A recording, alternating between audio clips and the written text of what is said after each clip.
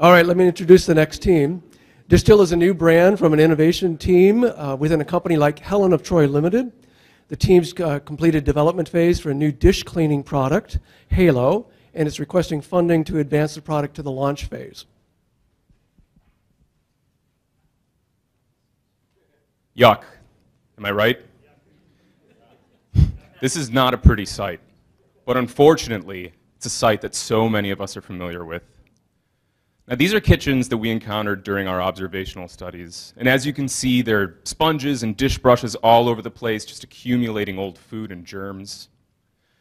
I think it's safe to say that these are kitchens, firstly, that don't look very healthy, but secondly, these aren't the kinds of kitchens that we would feel confident inviting our friends into. And that's really what we're trying to solve. We want to create a beautiful dish tool that, number one, promotes a sense of health in both your kitchen and your home, and number two, gives you a sense of confidence in your kitchen. So we think there's a lot of white space in this opportunity, and I want to run you through why it's so exciting for us. Firstly, the problem of germs in your kitchen is a very real issue. Sponges are the #1 source of germs in your entire home. University of Arizona study concluded that on a sponge there can be up to 100 million bacteria per square inch. That is up to 200,000 times more than your toilet seat. Sorry for that. There you go. So sponges can contain E. coli, salmonella, staph bacteria. These are well-known bacteria. These are things that can cause major diseases, major illnesses. And nobody's addressing this problem, even though it's very real. It's happening. So in a broader sense, the trends happening in the market right now are very much in our favor. People are moving into the cities. They're washing their dishes by hand. They're not using their dishwashers as much. They don't have the space for it. Dishwashing in general, washing your dishes is the #1 task performed in the home. It's a huge thing. Everybody does it, unfortunately. In the category, in 2015, there was $720 million spent on dish-specific brushes and sponges. The category as a whole has grown 10% from 2009 to 2014. It's pretty good. It's great, in fact. In general, people are willing to spend more on dependable, high-functioning, beautiful products. I mean, that's what we're here to learn. That's what we're doing. And lastly, there's been a great proliferation of UV technology in products around the home. We encountered a product that a lot of you might be familiar with, the Philips Sonicare toothbrush. It employs UV technology after you're done cleaning your teeth. It sanitizes it using a UV LED. People are paying $200 for this.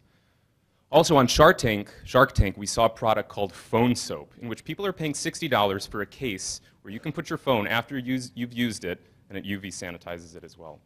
The market is clearly in our favor, but this isn't just about facts and figures. There's emotion behind this. People care about this issue. They care about the cleanliness, the health of their kitchen, and their home. People know that their sponges are disgusting.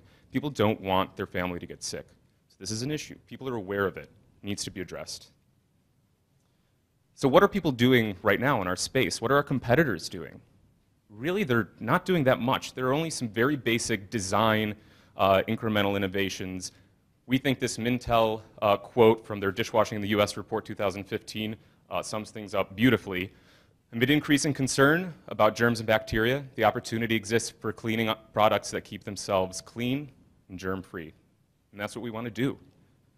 To put this into a more familiar picture, amongst all of our incumbents, we're confident that we can deliver a product that you can trust to maintain a healthy, sanitary kitchen, a healthy home, and also a beautiful home. So I'm going to hand it over to Aaron, who's going to let you guys know how we plan on tackling this amazing opportunity. Thanks a lot, Sam. So how did we go about addressing this white space? First of all, we did a lot of form studies. We really wanted to be sure that we were bringing ergonomic value to the product. Secondly, we prototyped, and we prototyped, and we prototyped. We put those prototypes in users' hands, got their feedback, iterated based on that feedback.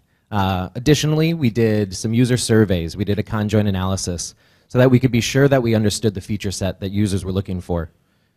We additionally spent some time with those consumers in retail stores. We may or may not have dropped Gordon's name when we were at Crate and Barrel. We didn't. In the end, what we came up with, I'm really excited to show you guys today. Without further ado, Halo. Halo is a modern take on an old dish brush. We feel like there's a really compelling value proposition behind Halo here. It has a very stylish design. It brings that beauty to your home. It has a sanitizing feature with the UV LED. Because of that technology with the UV, we felt it was really, really important to provide visual feedback so you know when the product is working, and also so you know if the battery is getting low. Finally, it was really important to have an ultra comfortable grip. So, to go through the product in some more detail here. On top of the handle, we have a stainless steel cap. In addition to bringing some class and elegance to the product, it's also odor resistant, so you're not going to get that funky dish brush smell.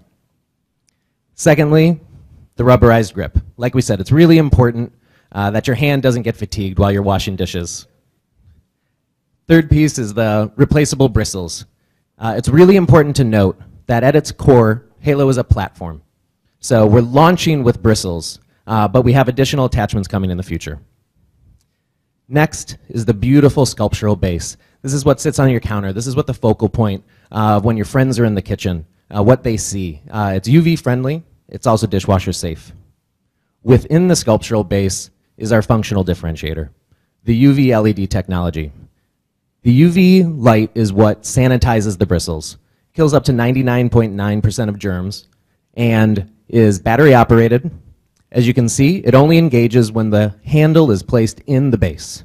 This is for safety. You get the halo feedback that it's operating, and then if the battery is running low, you get a different color halo, so you know the state of the battery. So who did we make this product for? Meet Jessica. Jessica's a 38-year-old creative director. She lives in New York. She has a really keen attention to artistic detail. She's very passionate about her home, very, very proud of it, and finds a lot of comfort in being in her home. She's very passionate about friends, food, design, loves having friends and family over, cooking together, relaxing, but also showing off all of the intentional touches throughout her home. We believe Jessica is found in 19 million households across the country. The established and trendy segment that we have here is kind of the persona as we've shown you her, kind of 30 to 40, but because what she values doesn't just start and end in your 30s, we know that there's a younger up-and-coming segment that contains Jessica's, as well as an older segment. So now I'd like to hand it off to Rishu, who's going to talk you through our business model and our marketing plan. Thank you, Aaron. So let me take you through some numbers now. Halo's business model has two revenue streams. We want Halo to be sold at a price of $39.99, and this is after promotions and discounts, and the replaceable head to be sold at a price of $2.99. During our pricing research, we found that users were willing to pay a price of $39.99 on average for Halo. Now let's quickly take a look at the year one market analysis.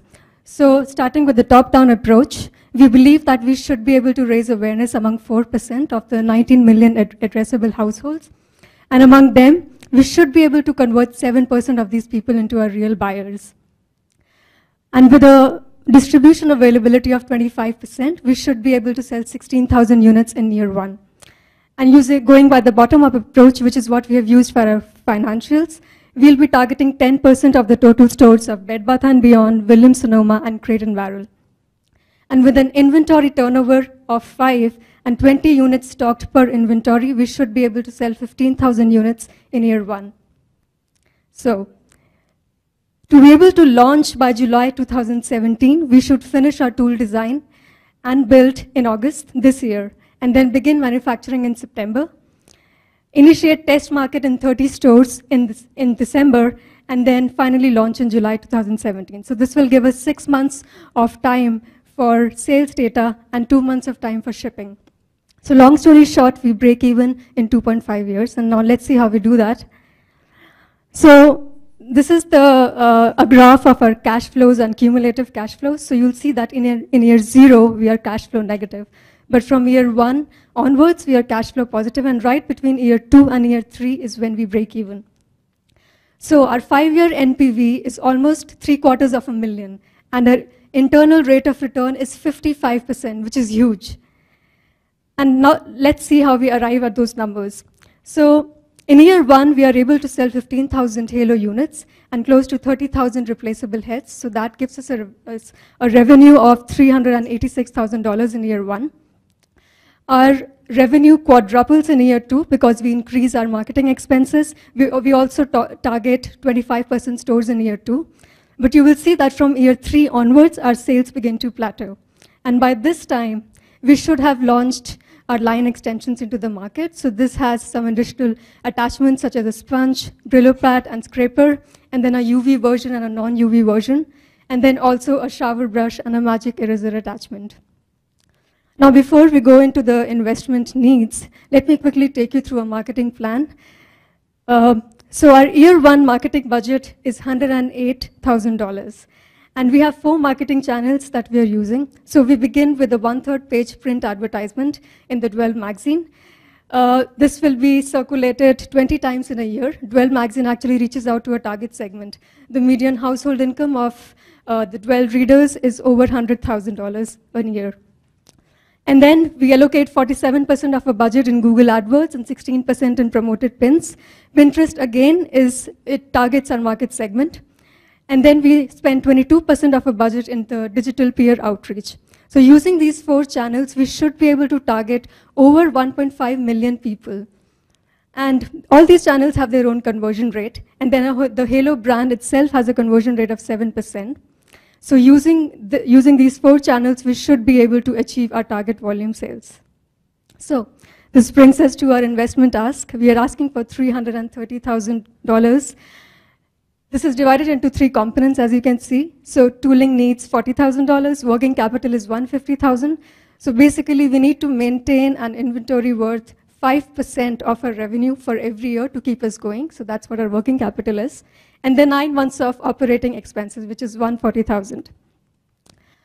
So in order to make Halo a product which is beautiful, sanitizing, user-friendly, and comfortable, we are asking for $330,000 of investment, which will give you an internal rate of interest of 55%. Thank you for your time. We are now open for questions.